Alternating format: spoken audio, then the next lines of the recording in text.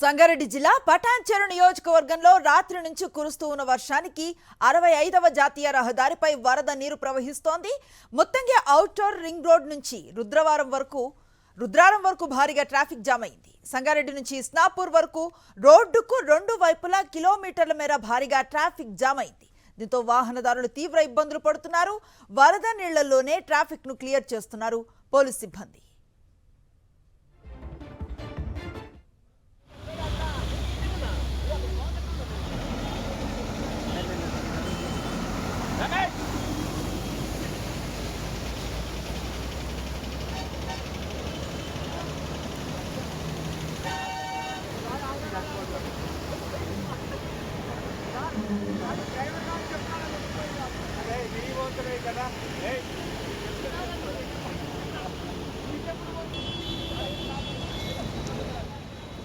సంగారెడ్డి జిల్లా పటాన్చెరు నియోజకవర్గంలో రాత్రి నుంచి కురుస్తూ ఉన్న వర్షానికి 65వ జాతీయ రహదారిపై వరద నీరు ప్రవహిస్తోంది. చూస్తే చిన్న సైజు నదిలా కనిపిస్తున్న దృశ్యాలు ఆన్ స్క్రీన్ చూస్తూ ఉన్నాం.